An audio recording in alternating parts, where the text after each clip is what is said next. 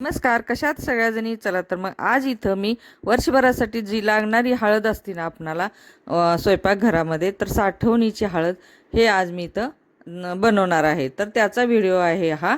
तर चला तर मग व्हिडिओला सुरुवात करूया. तर आता इथं मी मार्केटवरून हळद आणलेली आहे. तर हे हळद आहे गाठीची म्हणतात ह्याला. तर बघू शकता तुम्ही, हे आंबे हळद पण म्हणतात आणि गाठीची पण हळद म्हणतात.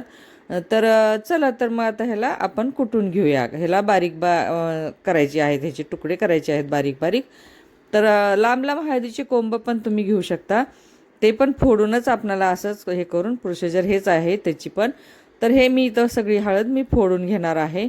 हे अशा पद्धतीनं ह्याचे हे तुकडे करायचे आहेत. हे बघू शकता. तर हे सगळ्या ज्या कोंबाचे, कारण 1 किलो आहे ना, तर साठवणीसाठी आपणाला हे ठेवायला पाहिजे, नीट व्यवस्थित करायला पाहिजे. ह्याला आळीजाळी आहे का हे बघून फोडून नीटकं करून मग उन्हामध्ये 1 दिवस पूर्ण वाळवायला पाहिजे, कडकडीत उन्हामध्ये. कारण उन्हाळी कामं जे असतात ना, तर हे वर्षभरासाठी जर साठवून ठेवतो ना आपण साहित्य, तर ते कडकडीत उन्हामध्ये वाळवूनच आपल्याला तयार करायला पाहिजे. तर हे आहे हळद. वर्षभर टिकवून राहण्यासाठी आपल्याला हे सगळी प्रोसिजर करायला पाहिजे. तर आता हे उन्हामध्ये वाळवून घेतलेली हळद मी जात्यावर दळायला आणलेली आहे. तर आता जात्यावर दळायची कशी, तर आता गहू ज्वारी दळलेला जातं जर असेल ना, तर त्यावर नाही दळायची. इथं हरभऱ्याची डाळ अगोदर दळून घ्यायची, मग त्याच्यावरती आपणाला हळद दळून घ्यायची आहे. तर इथं मी हरभऱ्याची डाळ दळून घ्यायला लावलेली होती. तर नंतर मग हळद टाकलेली आहे. तर आता ह्या हळदीमध्ये पीठ आलेलं आहे. तर मी हे हळद नाही घेणार, तर हे बाजूला करून ठेवणार आहे. आणि इथं मी दुसरं भांडं लावणार आहे, जे प्युअर हळद आपणाला मिळते. तर चला, तर आता ह्यामध्ये पीठ नाही आलेलं, आपणाला प्युअर हळदच आलेली आहे.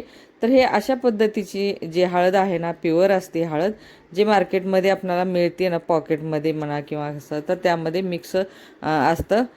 तर ते आपण हळद खरं तर नाहीच खायला पाहिजे. तर हे असं वर्षभर आपण एक बार करून ठेवलं ना, वर्षभरासाठी आपल्याला पुरेशी होती. तर इथे 1 किलो मी हळद आणून दळून ठेवलेली आहे. बघू शकता. ह्याला खरं तर सोन्याचा भाव राहतो असं म्हणतात. हळद हे महागच असते आणि प्युअर हळद आहे हे. खूप छान आहे आणि वर्षभरासाठी आपणाला हे आता वापरायला एकदम चांगली आहे. तर आता चला, दळून चाळून झालेली आहे. आता बरणीमध्ये भरून ठेवायची. तर भरणी कशी स्वच्छ राहायला पाहिजे, स्वच्छ करून धुवून पुसून उन्हाला वाळवून घ्यायची भरणी. इथं काचेची भरणी घ्या तुम्ही. माझ्याकडे प्लास्टिकची आहे, मी ते घेतलेली आहे. तर काचेची असेल तर सगळ्यात चांगलं. तर आता इथं झालेली आहे, मी भरणी भरून मस्त ठेवलेली आहे. बघा, कलर पण किती शुद्ध हळद आहे हे. तर कशी वाटली माझी हळद बनवण्याची हे रेसिपी, तर हळद बनवण्याची पद्धत, तर नक्की कमेंट करा. आवडली असेल तर नक्की कमेंट करा, शेअर करा, सबस्क्राईब करा. सबस्क्राईब करायला अजिबात विसरू नका.